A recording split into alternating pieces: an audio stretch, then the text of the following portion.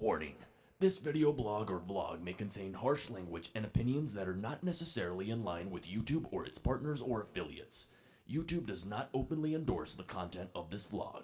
All opinions are expressly those of Ranting Ramsay and do not reflect on the opinions or values of YouTube, its affiliates, or its parent or partner companies.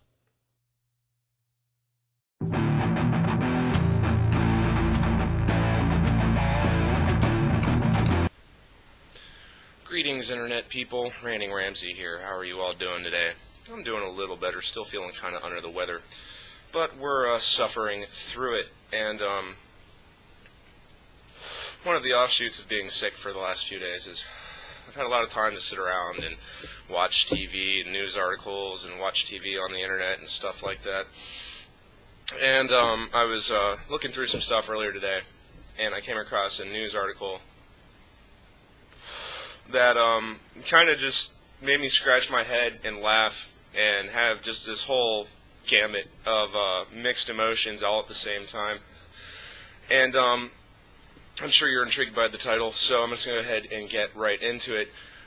This article that I've linked you to in the description was a little news piece done by the Associated Press that reports that 90 pregnant females in a Memphis, Tennessee high school, that of the student population in that school, 90 females have either had a baby this year or are pregnant this school year.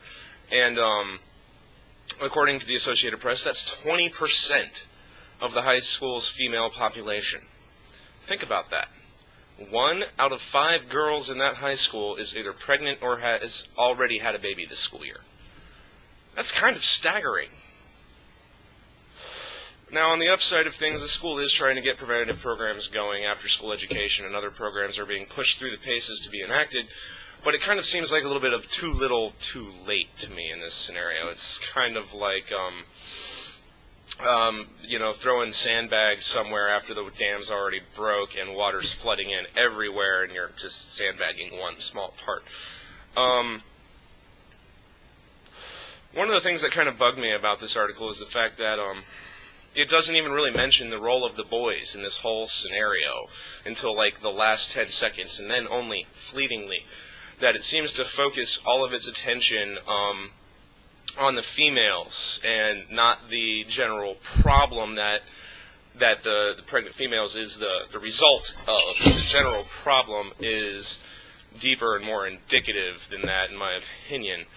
Granted, the news piece is extremely short and doesn't go into much detail on any subject of the news, but it seems like an issue like this, maybe they would have spent a little more time investigating why 20% of the female students in that school are pregnant. They don't really touch on any of the issues, except for briefly they interview one of the females who's already had a baby 2 months ago, apparently, and she makes allusion to the fact that some of these females are like making deals like, if you get pregnant, I'll get pregnant, and this, that, and the other, and they briefly mention pressure from the males, extremely briefly in the last segment. They say that some of these females just don't seem to know how to say no, and it kind of seems, slightly legitimate, kind of seems a little bit like a cop-out.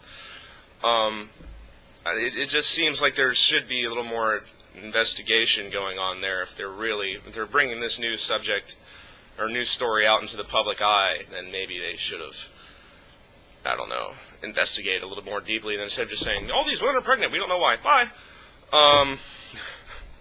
Leads me to ask, kind of continuing, where are the parents of the new parents in this scenario?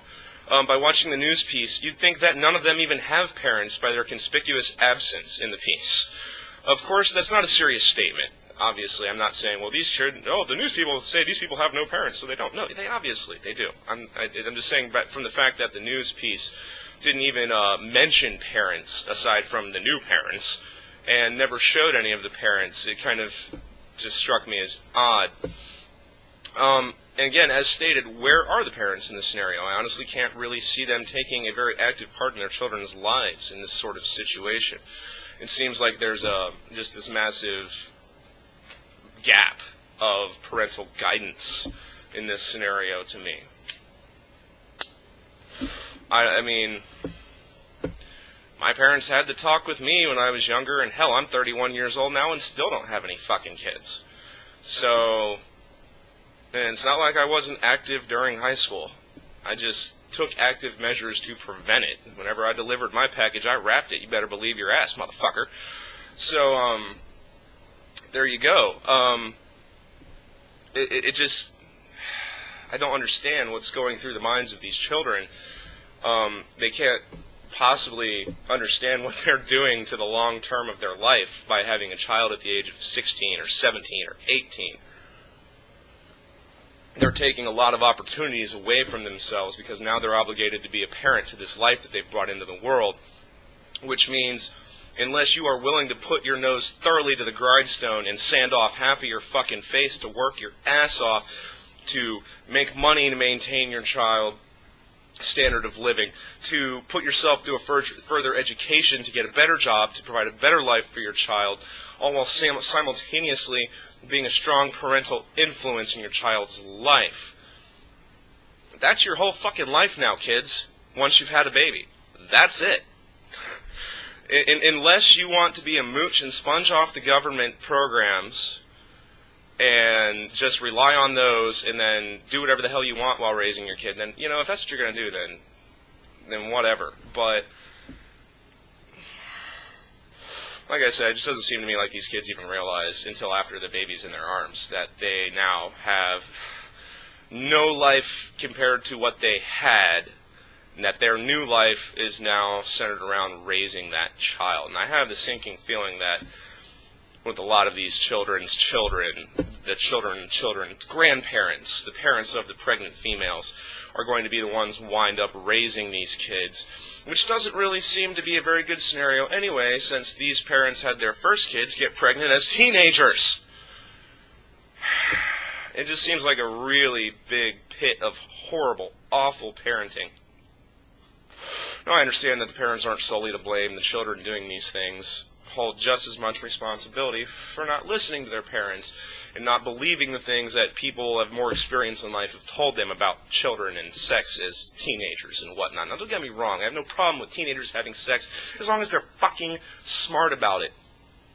But this does not apparently seem to be the case in this Tennessee high school. So, and the last point I really kind of wanted to think about is if not the parents having the responsibility or at least having the drive to educate their children on these subjects, does the school then have a sexual education class or program?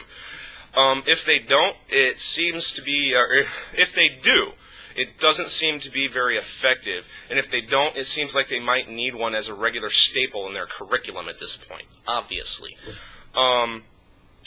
Despite what your views are on sexual education in the schools, I think for this particular Tennessee high school, I think the argument that it should be left up to the parents falls short, because obviously the parents aren't doing their job. So in this scenario, the school needs to step up and inform these children as to what they're doing to their lives and potentially doing to the lives of the baby that they've brought into the world. So that's what I have basically to say on this subject. There's a few more thoughts rattling around in my brain, but it's also being, fighting for space with mucus and snot, so it's not coming out very well. But the last thing, the kind of glib joke, after point, if you will, is, I guess, on a side note, it's a great high school to go to if you're a teenage boy looking to get a piece of ass. That is all. Hey, did you get all that, man? Douche.